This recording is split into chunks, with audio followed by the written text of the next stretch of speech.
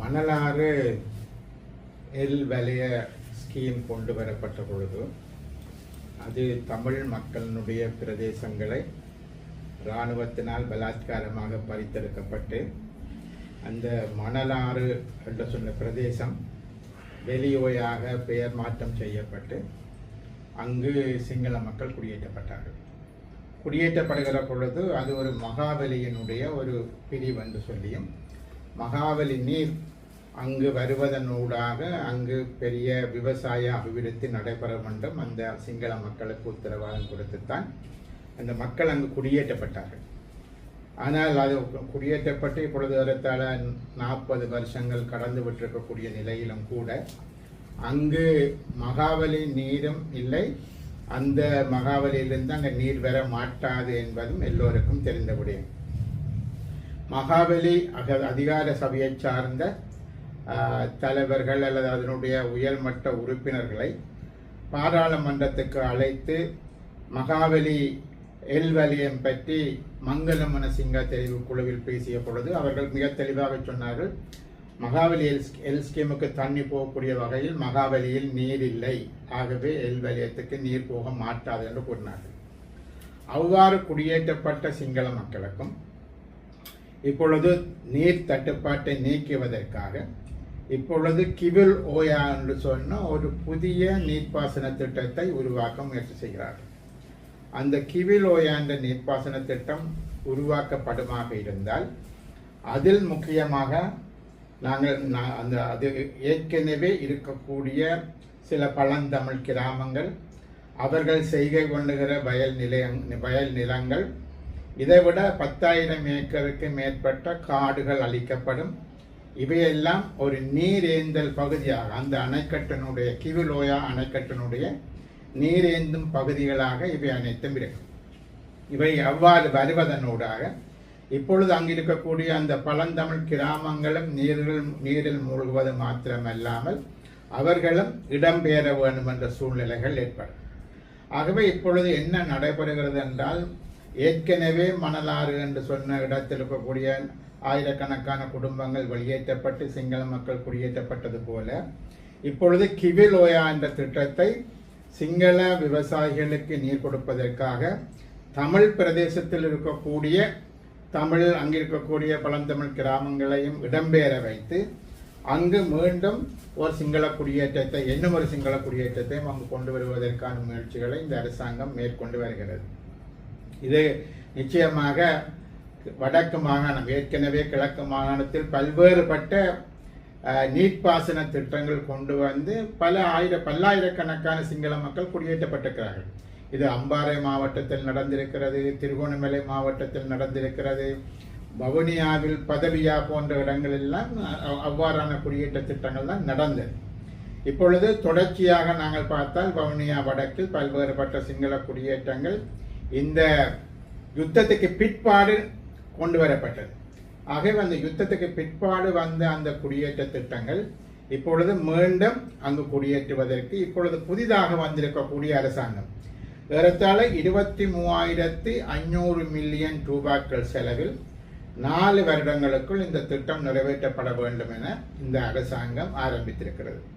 இந்த அரசாங்கம் இப்பொழுதும் கூட ஜனாதிபதி அண்மையில் யாழ்ப்பாணம் வந்த பொழுதும் கூட நாங்கள் இனவாதிகள் அல்ல, நாங்கள் மதவாதிகள் அல்ல, நாங்கள் எல்லோரையும் சமத்துவமாக நடத்துகின்றோம், தமிழ் மக்களது காணிகள் அனைத்தும் விடுவிக்கப்படும் என்று கூறியவர் இன்று இந்த கிவிலோயா திட்டத்தின் மூலம் இன்னும் தமிழ் மக்களுடைய காணிகளை பறிமுதல் செய்து இல்லாமலாக்குற சூழ்நிலை தான் உருவாக்கப்படுகிறதே தவிர இவர்கள் சொல்வது ஒன்று செய்வது வேறொன்றாக இருக்கின்றது. தமிழ் மக்கள் மத்தியில் வருகின்ற பொழுது இனிக்க பேசுகிறார்கள், தமிழர்களது பிரச்சனைகள் அனைத்தும் தீர்க்கப்படும் என்று பேசுகிறார்கள்.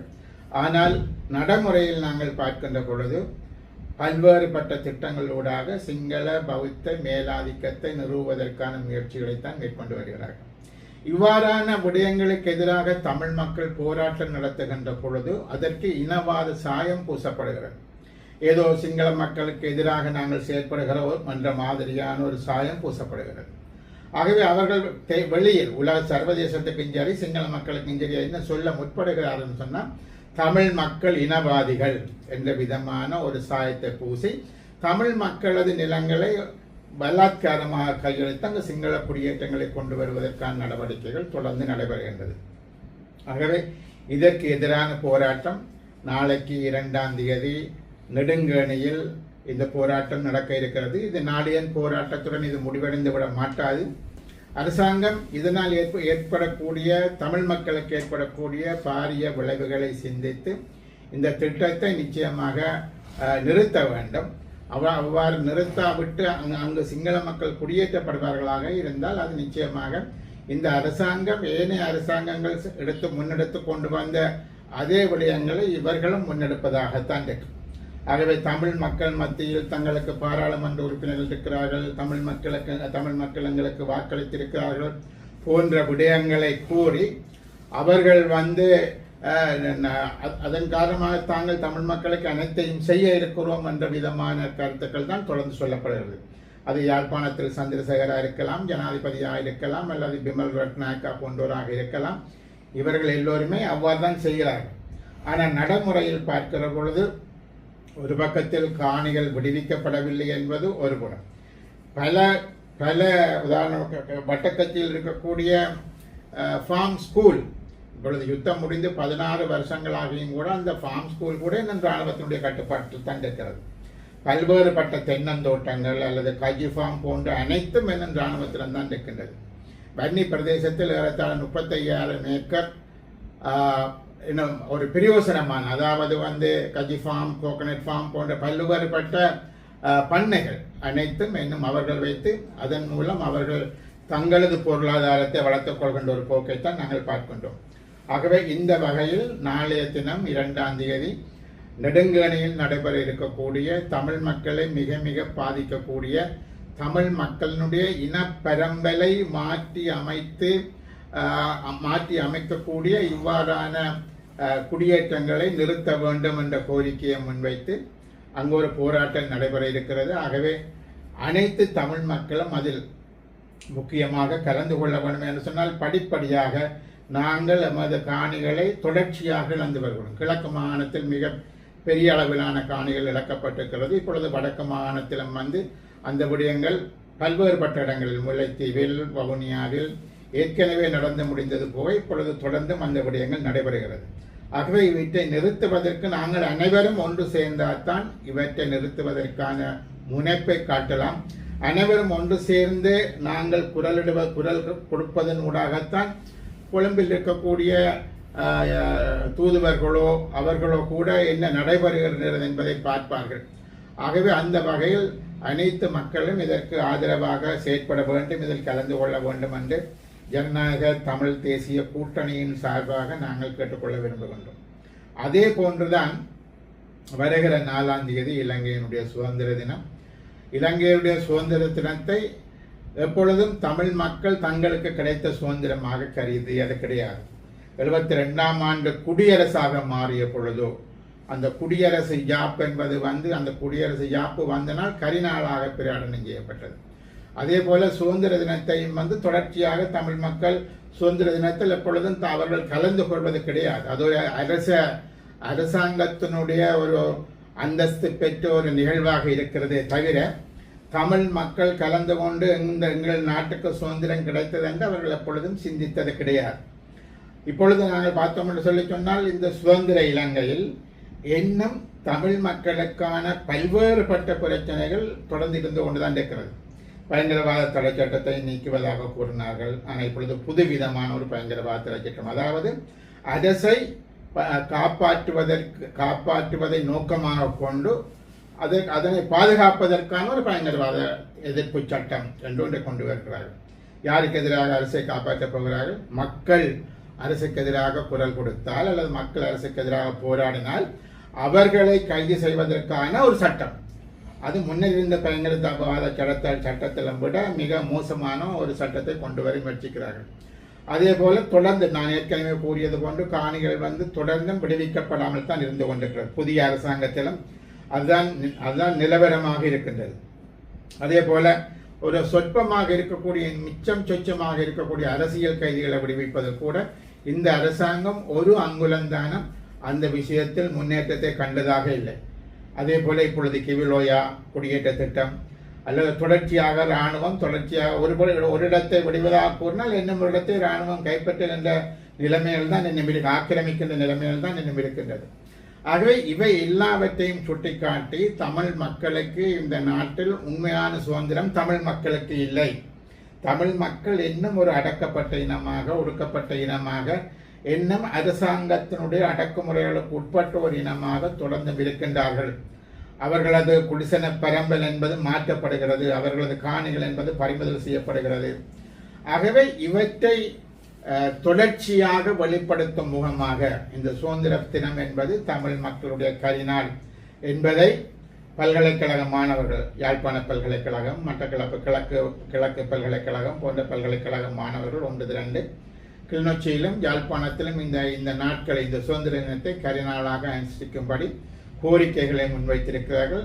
அது தொடர்பாக பல்வேறுபட்ட அரசியல் கட்சிகளும் அவர்களுடனும் அவர்கள் பேசி வருகின்றார்கள். பல்வேறுபட்ட சமூக அமைப்புகள், சிவில் அமைப்புகளுடனும் பேசியிருக்கிறார்கள். ஆகவே ஒட்டுமொத்தமான மக்களும் வடக்கிலோ அல்லது கிழக்கிலோ நடைபெறுகின்ற இந்த அரசாங்கத்தினுடைய நிகழ்ச்சி நிரலில் இருக்கக்கூடிய இந்த சுதந்திர தினம் என்பதை எதிர்த்து அது ஒரு கரிநாளாக அதை நாங்கள் பிரகடனம் செய்ய வேண்டும். ஆகவே அன்றைய தினம் நான் ஏற்கனவே குறிப்பிட்ட பல்வேறுபட்ட விதமான அடக்குமுறைகள் இந்த அரசாங்கம் குறைந்தபட்சம் அவற்றை மாற்றி அமைத்து நாங்கள் எல்லோரும் ஒரு சமத்துவமாக இருக்கிறோம் என்ற வாய்மொழி மூலம் இல்லாமல் நடைமுறையில் காட்டுவதற்கான முயற்சிகளை மேற்கொண்டால் அடுத்து வரும் சுதந்திர தினங்களாவது வேறு விதமாக மாற்றம் அடையலாம். ஆகவே அரசாங்கம் அந்த வகையில் அதற்கான முயற்சிகளை செய்ய வேண்டும். அவ்வாறான ஒரு தமிழ் மக்களுக்கு எதிரான அந்த நாளை ஒரு கருநாளாக பிரகடனப்படுத்தக்கூடிய நாளில் அந்த நாளிலும் மக்கள் அனைவரும் ஒன்று திரண்டு தமது எதிர்ப்புகளை இந்த அரசாங்கத்துக்கு தெரிவிக்க வேண்டும் என்று ஜனநாயக தமிழ் தேசிய கூட்டணி சார்பாக கேட்டுக்கொள்ள விரும்புகிறேன். இந்த கிவிலோயா போராட்டத்துக்கு தமிழ் கட்சிகள் தமிழ் மக்களை பிள்ளையா வழிநடத்துறன்னு சொல்லி அமைச்சர் சந்திரசேகர் சொல்லியிருந்தேன். இது சம்பந்தம் அமைச்சர் சந்திரசேகருக்கு இந்த நாட்டினுடைய வரலாறு, தமிழ் மக்களினுடைய வரலாறு எவ்வளவு தூரம் தெரியும் என்பது உண்மையிலே எனக்கு தெரியாது.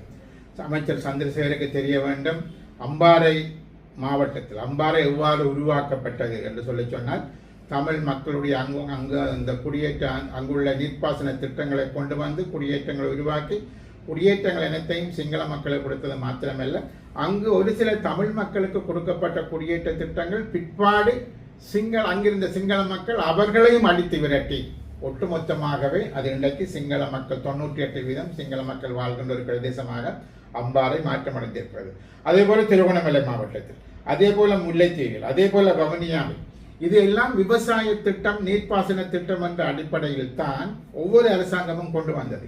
அதே வடிவத்தில் தான் கிவிலோயா திட்டமும் கொண்டு வரப்படுகிறது. இதில் எந்த விதமான மாற்றங்களும் இல்லை. ஆகவே சந்திரசேகர் சொன்னால் அது ஒரு வேத மந்திரம் கிடையாது. சந்திரசேகர் இருக்கக்கூடிய கட்சி இந்த விடயங்களை தொடர்ந்து செய்து கொண்டிருக்கிறது. ஆகவே சந்திரசேகர் எங்களுக்கு சொல்லக்கூடாது. சந்திரசேகர் தனது ஜனாதிபதி, தனது பிரதமர், தனது அமைச்சரவையில் சந்திரசேகர் அங்கு போய் சொல்ல வேண்டும். இது எல்லாத்தையும் நிறுத்தும்படி அவர் சொல்ல வேண்டும். ஆகவே அதனை விடுத்து அவர் தமிழ் மக்களுக்கு வலுப்படுத்த முற்படுவது அவ்வளவு சரியாக இருக்காது. இல்லையென்றால் அவர் முதல் இந்த வரலாறுகளை அவர் தெரிந்து கொள்ள வேண்டும். எவ்வாறு தமிழ் வடகிழக்கு பிரதேசங்கள் என்பன எவ்வாறு சிங்களமயமாக்கப்படுகிறது என்பதை சந்திரசேகர் புரிந்து கொண்டு பேசுவது நல்லது.